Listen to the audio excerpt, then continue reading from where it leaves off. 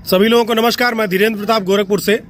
साथियों, ये हमारे जो स्क्रीन पर ये जो सामने फोटो लगी हुई है आप देख रहे होंगे। पुलिस ने एक व्यक्ति को पकड़ के रखा है। इन व्यक्ति का नाम है विजेंद्र कुमार अग्रहरी और ये गोरखपुर में एक वार्ड है बसंतपुर, वहाँ के पूर्व पार्षद रह चुके हैं, समाजवादी पार्टी के नेता हैं। इनके ऊपर आरोप यह है कि इन्होंने गणना के दिन के पूर्व यानी कि 9 मार्च को इन्होंने ईवीएम को लेकर के तमाम अफवाहें फैलाई, अधिकारियों की गाड़ी रोकी, उनको चेक किया। आप सब लोग जानते हैं कि ईवीएम को लेकर के जो भी खबरें लीक हो रही थी, अधिकारियों की गाड़ी में जो ईवीएम पकड़े जा रहे थे, उसको लेकर के लोकतंत्र को बचाने के लिए, डेमोक्रेसी को बचाने के लिए जो भी लोग जागरूक लोग थे, वो लोग जहां पर स्ट्रांग रूम में ईवीएम मशीनें रखी थी वहां पर लोग वहां पर मौजूद थे। रात भर उन्होंने ईवीएम की रखवाली की। लेकिन पुलिस का और पूरी मशीनरी का, सरकारी मशीनरी का दुरुपयोग भारतीय जनता पार्टी कैसे कर रही है, आप इस फोटो को देखिए। पार्षद विजेंद्र अग्रहरी जी वहां पर मौजूद भी नहीं थे, लेकिन पुलिस आज आती है, आज दोपहर 12 बजे, और इनको गिरफ्तार करके ले जाती है। पुलिस इनको जब गिरफ्तार करके थाने ले गई, थाने ले जाकर के इनके ऊपर चार्ज बताया गया और एक मुकदमा नंबर है 168/2022 थाना कैंट। और इसमें धाराएं क्या लगाई गई? 188, 342, 334, 505 और 7 क्रिमिनल लॉ एक्ट। मतलब इतनी धाराएं लगाई गई कि ये इनका जमानत ना हो और इनको जेल जाना पड़े। शाम को पुलिस ने विजेंद्र अग्रहरी को कोर्ट में ले जाकर के पेश किया। जज के सामने पहुंचते हैं। विजेंद्र अग्रहरी जी के वकील नीरज कुमार शाही, जो खुद सपा समाजवादी पार्टी से नेता हैं, वो बहस करते हैं और कोर्ट के सामने बात रखते हैं कि घटना 9 तारीख की है।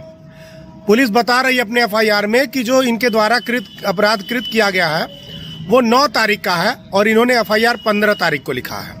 और इसी बात को लेकर के जज साहब ने पुलिस को खूब लताड़ा और पूछा कि 9 तारीख को अगर एफआईआर घटना हुई है और 9 तारीख को इन्होंने अगर कोई गलती की थी, तो आप एचएसओ हैं, आप खुद इनके खिलाफ मुकदमा लिख रहे हैं, आप खुद वादी हैं, आप खुद गवाह हैं, तो आप 15 तारीख का इंतजार क्यों करते रह गए?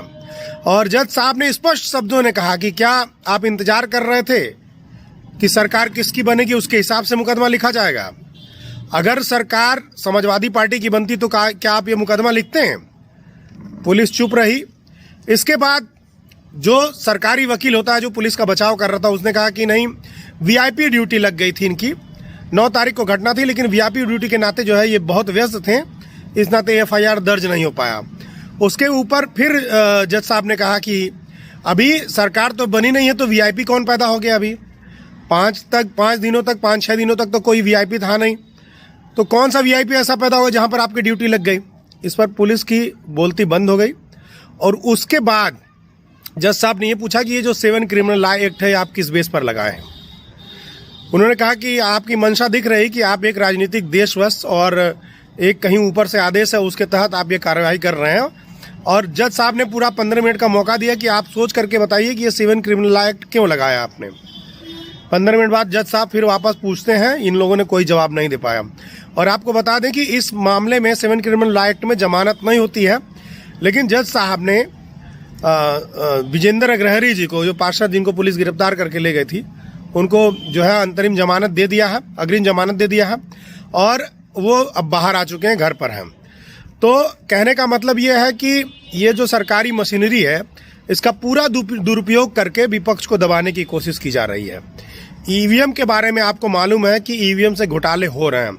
8 अक्टूबर 2013 का जो सुप्रीम कोर्ट का जजमेंट है, उसमें भी सुप्रीम कोर्ट ने कहा कि ईवीएम से फ्री, फेयर और ट्रांसपेरेंट चुनाव नहीं हो सकता है। वीवीपीएटी लगाने का सिस्टम था, लेकिन उसके बाद भी ईवीएम हैकिंग जैसी घटनाएं आ रही हैं और लगातार उसके सबूत भी मिल रहे हैं। जहां वोट 100 वोट है, वहां 150 वोट पड़ जा रहा है। कोई ऐसा प्रत्याशी विधानसभा का है, विधायक प्रत्याशी है, जिसको कई बूथों पर जो है 0 वोट मिला है।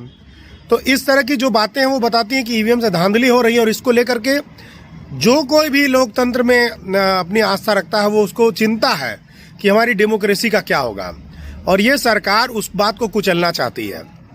खैर, इन लोगों की मंशा थी कि जैसे अन्य जिलों में ईवीएम की रखवाली करने वाले लोगों की गिरफ्तारी हुई है, उनको जेल भेजा गया है, और जेल भेज करके ये माहौल तैयार किया गया है कि आगे कोई चुनाव हो तो वहाँ पर ईवीएम को लेकर के कोई सवाल न उठाए। वैसे ईवीएम की बात हम नहीं करेंगे, यहाँ पर भाजपा चाहती है कि कोई भी सवाल न उठाए, चाहे वो उनके घोटाले पर हो या फिर जो बैंकों से पैसे लेकर के भाग रहे हैं, या रेप का मुद्दा है, या नोटबंदी में जो मारे गए, या किसान का आंदोलन में मारे गए लोग, उस पर कोई सवाल न करे। जो सवाल इनसे करता है उसको ये जेल भेजते हैं। लेकिन न्यायपालिका का हम लोग धन्यवाद करते हैं कि और माननीय जो यहाँ लोअर कोर्ट में जो जज साहब थे उनका भी हम धन्यवाद करते हैं कि उन्होंने बहुत अच्छे तरीके से इस केस को देखा और पूछताछ किया, जिसमें पुलिस की मनमानी सामने आई और यह बात सामने आई कि सरकारी अमले के आदेश पर जानबूझ करके समाजवादी पार्टी के नेताओं को, विपक्ष के नेताओं को, कार्यकर्ताओं को परेशान करने की कोशिश की जा रही है।